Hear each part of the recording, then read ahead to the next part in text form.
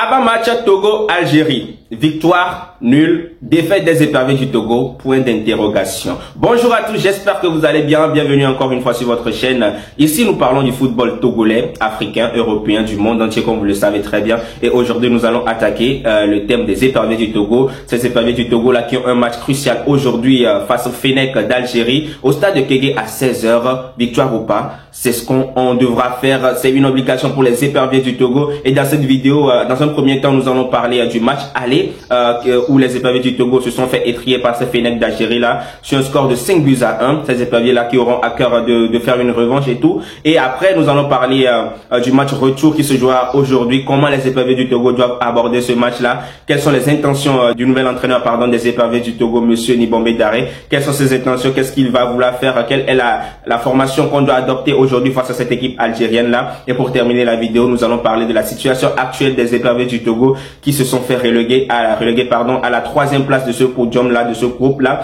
Et ça sent mauvais pour les éperviers du Togo. Alors si vous êtes intéressé par ce genre de thématique, n'hésitez pas à vous abonner, à partager cette vidéo, à liker et puis à mettre un commentaire juste en bas. Et on revient juste après ça pour parler du vif du sujet.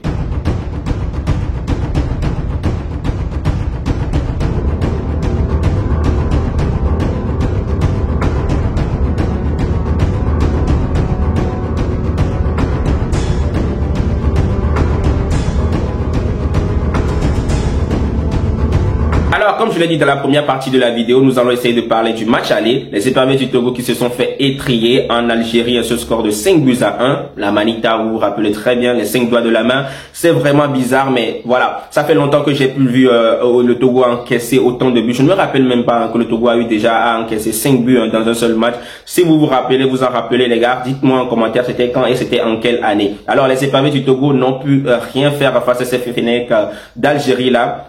On a remarqué quoi? Que le choix de Nibombe Daré était vraiment à revoir, les choix qu'il a eu à faire. Déjà, on commence avec le gardien.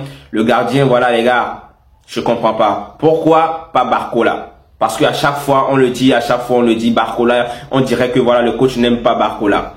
Déjà, Barcola en concurrence avec Agbolosu, il a choisi Agbolosu. Agbolosu est blessé. Barcola en concurrence avec Wassiou ou Ronieni. Barcola est mis de côté. Le gardien choisi, c'est monsieur Ouronieni et finalement il encaisse 5 buts. Déjà le gardien, lors de l'action du penalty, regardez l'action qu'il a fait. Ça c'est pas académique les gars. Ça c'est pas académique, c'est vraiment pas normal et comme je l'avais dit, on a vu un manque d'expérience flagrant de ce gardien là qui nous a coûté 5 buts hein. Déjà sur ce penalty. Après quand je revois le but de Benrahma les gars, le but de Benrahma qui tire hors de la surface hein. Le gardien voit le ballon quitter et il n'a pas pu l'arrêter et je ne sais même pas quel genre d'arrêt il voulait faire, quel genre de détente il voulait faire parce que finalement on se dit que le gardien n'a pas de niveau et ça a coûté gravement à cette équipe togolaise là parce que vous voyez quand on compare le Real de Madrid par exemple au Togo, on se dit cette année le Real de Madrid n'est pas aussi bon que ça mais grâce à Thibaut Courtois le Real de Madrid arrive à faire des occasions et comme je l'ai dit voilà. Si une équipe doit faire de bonnes performances, ça passe par son gardien aussi. Donc, si on n'a pas un bon gardien sur le terrain, ça sera difficile pour les éperviers du Togo. D'autant plus qu'on joue face à cette équipe algérienne là, qui prend beaucoup d'assaut la défense togolaise. Et puis voilà. Et on doit avoir un bon gardien et sans ça, le Togo ne pourra rien faire. Donc, par rapport à son système de jeu, c'est un peu ça. Il a fait des choix qui ne concordent pas trop avec ce que nous voulions et tout. Mais bon, voilà, je pense qu'il y a beaucoup de choses à changer. Donc, c'est un peu ça. Et les éperviers du Togo, lors de ce match-là, on a surtout vu une bonne équipe des éperviers du Togo lors des 20 premières minutes, où les éperviers du Togo étaient très bien regroupés derrière. Les éperviers du Togo défendaient très bien. Et à chaque fois qu'ils avaient la possibilité de faire une projection vers l'avant afin d'attaquer la défense algérienne, ils le faisaient. Et ça aidait beaucoup les éperviers du Togo à avoir de bonnes actions et tout, mais on a vu l'inefficacité aussi de quelques attaquants qui n'ont pas pu concrétiser leurs occasions. Je me rappelle surtout de l'action où on donnait la passe à qui je pense que c'est Plaka Fexou hein, qui n'arrivait pas à trouver le cadre et tout. Donc on a eu certaines occasions. Si le Togo aurait été comment dire un peu efficace devant le but, je pense qu'on aurait pu marquer même avant l'Algérie et tout. 2 ou 3 buts, même si on a marqué à la 11e minute avant l'Algérie, on aurait pu marquer beaucoup plus de buts à l'Algérie avant qu'il ne se réveille et tout. Donc c'est un peu ça. Donc les éperviers du Togo étaient vraiment forts, mais ça a manqué beaucoup de choses. Et déjà quand on prend L'attaque, je pense que voilà, Kevin De Key, lui, il a fait son travail. Il n'y a rien à dire à ce niveau. Romao, il a été bon. Jenny, il a été bon. Clijay, il a été bon. Donc c'est un peu ça au milieu de terrain. Je pense qu'on a pêché. Le milieu de terrain était vraiment pas, comment dire, inspiré. Voilà, parce que le métronome de ce milieu de terrain là, Karim Derman, n'était pas vraiment dans ce match là. Il a manqué de réalisme, il a manqué de flair et tout. Donc il n'était pas vraiment dans son niveau. Et on sait très bien que lorsque Karim Derman n'est pas au top de sa forme, les éperviers du Togo peinent à performer et tout. Donc c'est ce qui s'est passé. Donc j'ai vraiment pas compris, parce que le coach Nimobe Daria a essayé de mettre 5 milieux afin je sais pas comment dire, mais maîtriser le milieu de terrain algérien, mais ça n'a pas été le cas. 5 milieux, les gars, mais on n'a pas pu maîtriser ce milieu de terrain algérien conduit par Awar et tout. Donc c'est un peu ça. Je pense que aujourd'hui les éperviers du Togo doivent faire beaucoup mieux, hein. Essayer de garder beaucoup plus le ballon, essayer de faire de bons choix. Donc c'est un peu ça. Sinon au milieu de terrain ça a été ça, hein. Même Naré, les gars, j'ai pas vu Naré, parce que les joueurs au milieu de terrain, ils ont été tellement nuls que voilà quoi.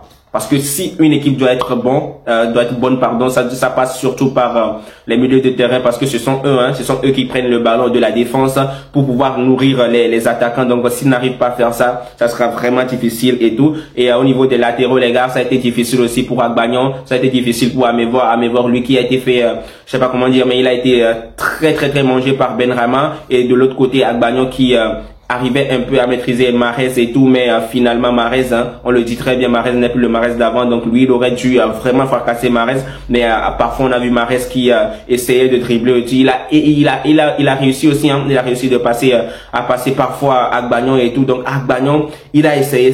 À titre de comparaison, je pense qu'il a été meilleur que Amévor et tout. Mais est-ce que Amévor doit continuer aujourd'hui encore? Je ne sais pas. Et dites-moi en commentaire, est-ce que vous pensez que ces deux latéraux là vont vraiment nous aider? Parce que là, c'est vraiment chaud pour les éperviers du Togo. Et la formation de 4-5-1, est-ce que la formation de 4-5-1 convient vraiment aux éperviers du Togo? C'est la question à se poser aussi, parce qu'on a joué le match aller dans cette formation là. Je pense que c'est une formation qui plaît beaucoup à cette équipe togolaise là. Donc est-ce que ça nous a aidé? Non, je ne pense pas, parce que nos milieux, même si on a entassé le milieu de 5 personnes et tout, ils n'ont pas pu contrôler ce milieu algérien et tout. Donc est-ce que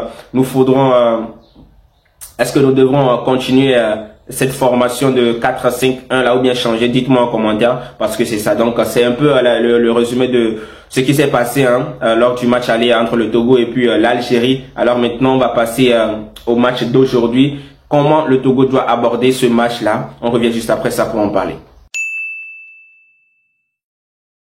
Alors maintenant on va parler de comment aborder ce match-là, qui sera vraiment difficile pour les éperviers du Togo, d'autant plus que les éperviers du Togo doivent faire de bons résultats aujourd'hui, parce que déjà on a eu la réponse de la Guinée équatoriale qui a battu le Libéria. Donc la Guinée équatoriale actuellement en deuxième position. Si la Guinée équatoriale venait encore à gagner son deuxième match face au Libéria et que le Togo perdait aujourd'hui, je pense que la course vers la CAN en 2025 au Maroc sera perdue d'avance pour les éperviers du Togo. Donc aujourd'hui, on doit faire au moins un nul et espérer gagner à coup sûr les deux matchs prochains face au Libéria et puis la Guinée équatoriale. Donc c'est un peu ça. Donc comment le Togo doit aborder ce match-là? Déjà, je vais essayer de vous poser la question, que vous mettez ça en commentaire aussi, comme ça on verra tous comment on doit aborder ce match là. De mon côté, je pense que la formation du 4-5-1, on doit la garder, parce que c'est une formation qui permet de densifier un peu le milieu de terrain. Et d'autant plus que ce qu'on a vu lors du match aller, le Togo a été vraiment submergé par cette équipe algérienne là. Donc le Togo doit garder ce 4-5-1 là pour densifier le milieu,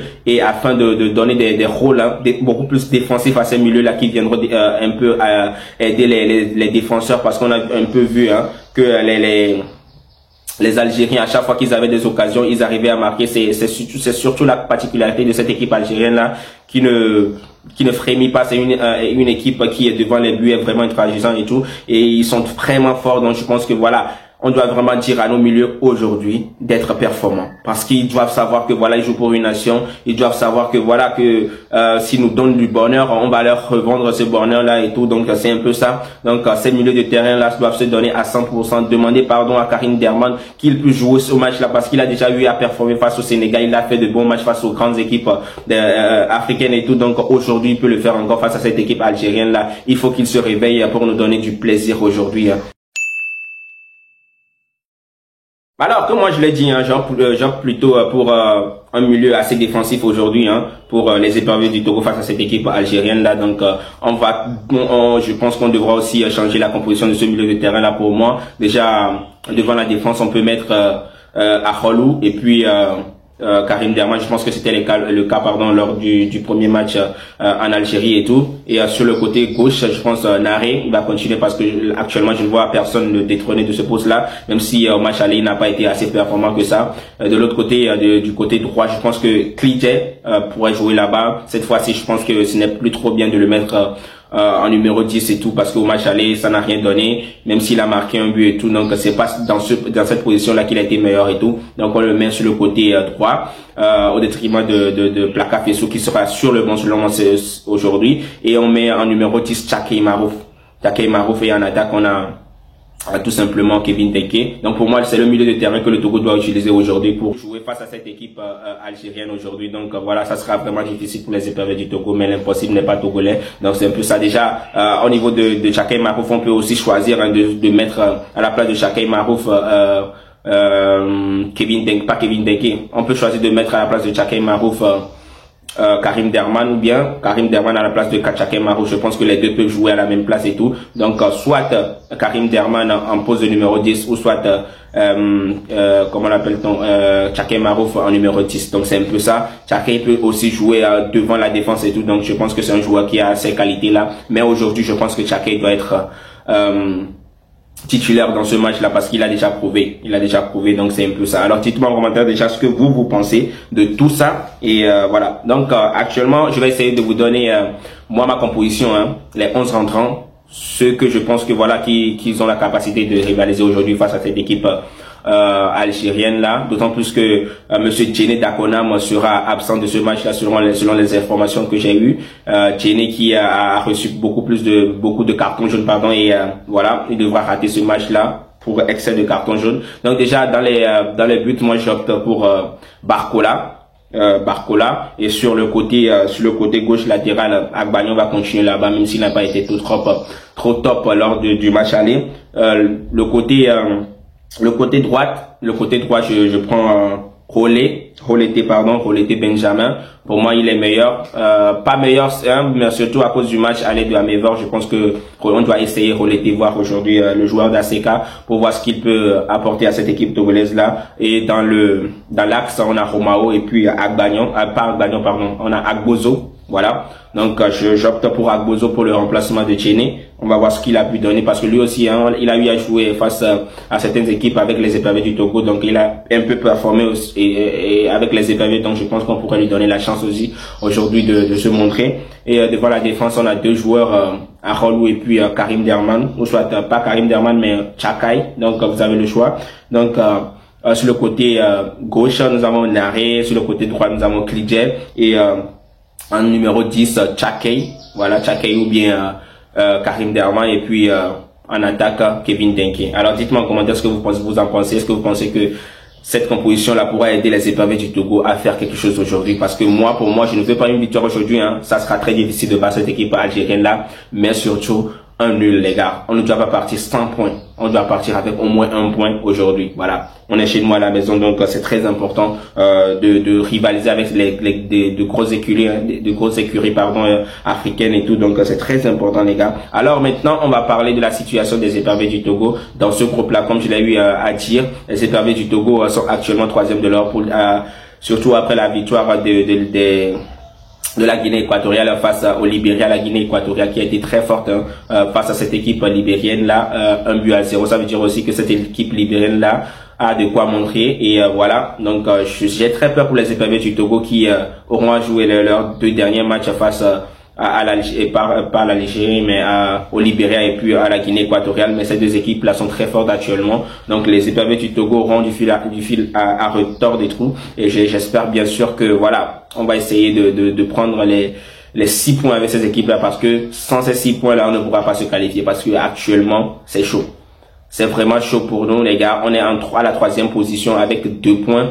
4e position, le Libéria, qui aura à cœur aussi de remonter dans le classement et tout, espérer une qualification en étant meilleur 3e et tout. Donc les gars, Même si on sort troisième de cette poule là, les gars, on doit essayer de, je sais pas comment dire, mais d'avoir le plus de points possible afin de prendre cette place de meilleur troisième et tout. Donc c'est un peu ça.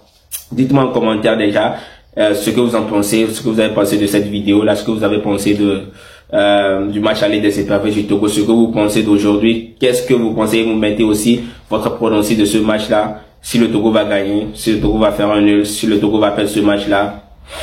Point d'interrogation les gars, vous allez voir que je suis pas tellement enthousiaste en train de faire cette vidéo là parce que je viens tout de suite de me réveiller, mais je dois faire cette vidéo là pour vous. Pour ceux qui viennent, ceux qui sont venus jusqu'à la fin de cette vidéo, mettez juste en commentaire, le Togo doit gagner. Et je saurai que vous avez vu la vidéo jusqu'à la fin. Merci beaucoup pour ceux qui sont venus jusqu'à la fin. D'ici là, prenez soin de vous, que Dieu vous garde. Et merci pour ceux qui s'abonnent, vous êtes les meilleurs. Ciao, ciao.